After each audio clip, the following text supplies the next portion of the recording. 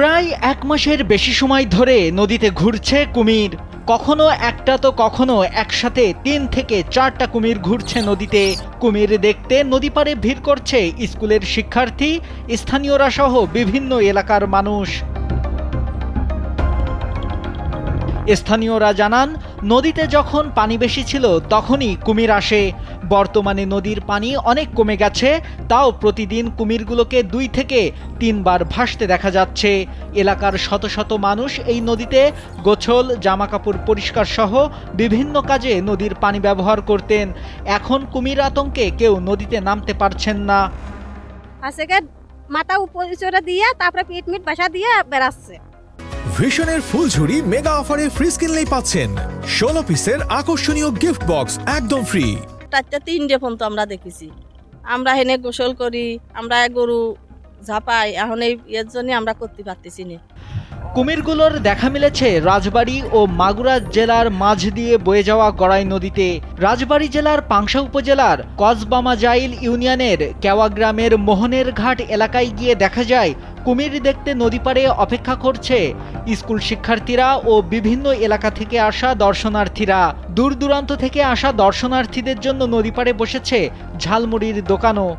আমাদের স্কুলে এখানে পাশেই, আমরা এখানে এসেছেন স্কুল ছুটির পরে যখন আমরা সময় পাই তখন এসে মাঝে মাঝে এখানে কুমির ওঠে দেখার জন্য আসছি। আমরা অনেকক্ষণ যাবতে যা বসেছিলাম, কিন্তু এখনো দেখা পাইনি কুমির। নদীতে কুমির আসে, মানুষ বাইরের লোকজন আসে, সেই জন্য আমি দোকান দেখি। এই লোকজনের বাইরে কোনো না যায়, এই জায়গায় খায় দেয়, এই জায়গায় দেখে।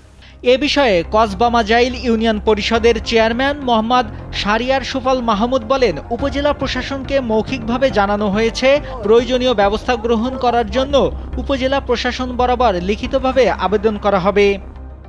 এটা এখন পর্যন্ত প্রশাসনকে মৌখিকভাবে প্রশাসনের নলেজে দেওয়া হয়েছে, কিন্তু আমরা খুব শীঘ্রই এই সপ্তাহেই উপজেলা প্রশাসক বরাবর একটা লিখিত আবেদন দেব, যাতে এই কুমিরটাকে এখান থেকে উদ্ধার করে বনাঞ্চলে অবমুক্ত করা হয়।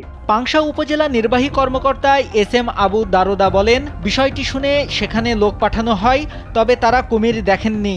কয়েকটি ভিডিও দেখেছেন, ভিডিওতে যেটা দেখা যাচ্ছে সেটা কুমির কিনা বোঝা যাচ্ছে না। কুমির শনাক্ত করা মাত্রই প্রয়োজনীয় ব্যবস্থা নেওয়া হবে। অফিসারের মাধ্যমে একটা টিম পাঠাবো ওখানে, কিন্তু আমরা এখন পর্যন্ত কনফার্ম করতে পারিনি। আমরা বেশ কয়েকবার গেছি, কিন্তু কেউ কনফার্ম করতে পারেনি আমাদেরকে। তিনি কয়েকটা ভিডিও আমাদেরকে দিচ্ছে, এটা এখন আতঙ্ক ছড়ানোর জন্য করতেছে কিনা আমাকে তো আগে কনফার্ম করতে হবে। একবার যদি চেক করা যায় তাহলে আমরা সাথে সাথে লোক পাঠাই। দ্রুত কুমিরগুলোকে অন্যত্র সরিয়ে নেওয়ার প্রয়োজনীয় ব্যবস্থা নেবে প্রশাসন, এমনটাই চাওয়া স্থানীয়দের। নাইমুল হাসিব, কালবেলা।